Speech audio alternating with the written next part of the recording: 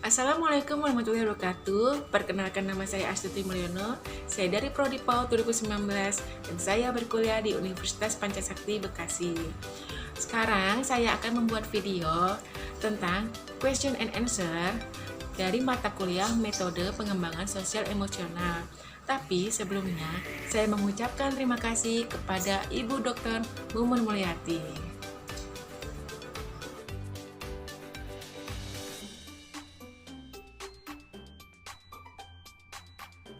Pembelajaran sosial emosional adalah proses mengembangkan keterampilan, sikap, dan nilai-nilai yang diperlukan untuk memperoleh kompetensi sosial dan emosional sebagai modal anak dalam berinteraksi dengan dirinya, orang lain, dan lingkungan sekitar.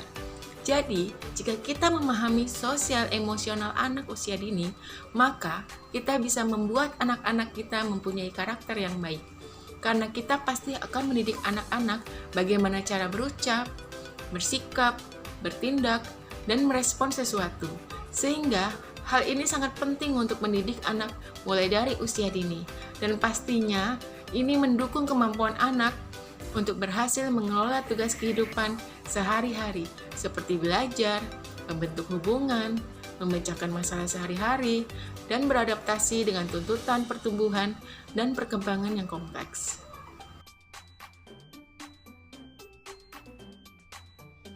Para siswa harus dipersiapkan dengan kompetensi untuk memanfaatkan kesempatan yang ada guna mengembangkan profesi mereka, sehingga bermanfaat untuk diri, keluarga, masyarakat, bangsa, dan negaranya. Untuk itu, mereka harus dilatih dalam proses pendidikan, sehingga bisa diterima oleh orang lain, mampu menerima kenyataan yang ada pada orang lain dengan kemampuan adaptasi, dan terbiasa untuk berkontribusi pada orang lain. Kelompok atau organisasi. Guru harus memiliki lebih banyak kompetensi sosial untuk bisa mereka latihkan kepada para siswa. Visualisasikan dalam seluruh interaksi di sekolah dan implementasikan dalam kehidupan profesi serta sosial mereka. Merujuk pada berbagai kompetensi sosial yang harus dimiliki siswa agar sukses dalam profesi dan kemasyarakatan mereka, maka setidaknya para guru harus memiliki berbagai kompetensi sosial seperti empati, motivasi yang kuat untuk memberi respon pada lingkungan, self-regulation, atau bisa disebut proses di mana seseorang dapat mengatur pencapaian dengan aksi mereka, mengevaluasi kesuksesan mereka saat mencapai target suatu pembelajaran yang mengajarkan individu untuk dapat mengatur dirinya. Selanjutnya, identitas diri yang positif, memahami orang lain, percaya diri, asertif, atau kemampuan diri dalam berkomunikasi secara jujur, tegas, dan lugas, tetapi tetap mampu menghargai perasaan orang lain. Lalu mengadopsi nilai-nilai positif, memahami budaya lingkungan, memperoleh pengakuan dari lingkungan, memberi kontribusi kepada lingkungannya, dermawan, mengelaborasi berbagai pilihan, menetapkan pilihan-pilihan, partisipasi dalam kelompok, berkomunikasi dengan kelompok, negosiasi, dan meyakinkan orang lain, menyelesaikan masalah, menghargai perbedaan, etnik, agama, dan budaya, dan mampu bekerja sama dalam keragaman. Para guru dengan berbagai kompetensi sosial yang dimilikinya harus mentransformasikannya berbagai kompetensi tersebut kepada para siswanya, sehingga mereka mampu meraih sukses dalam dunia profesi dan kehidupan sosial di masa depan.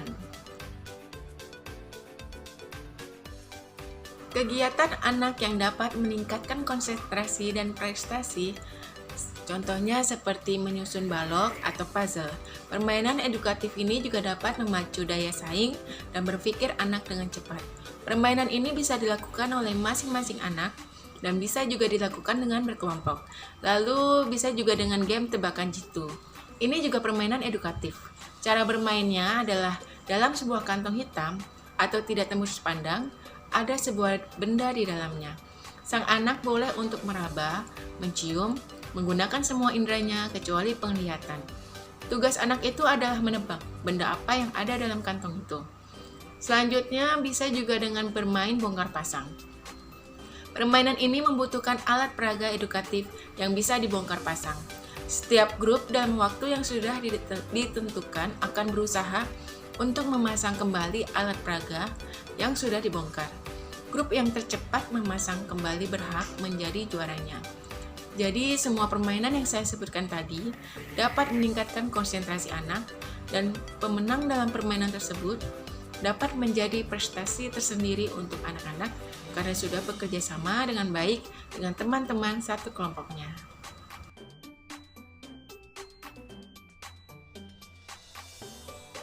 Upaya saya untuk meningkatkan kemampuan sosial anak, yang pertama itu saya akan menjadi role model yang baik.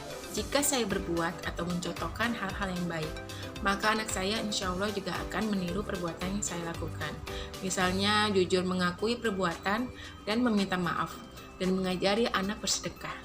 Lalu saya akan mengajak anak saya mengikuti pertemuan seperti pertemuan keluarga, pertemuan dengan teman atau kerabat.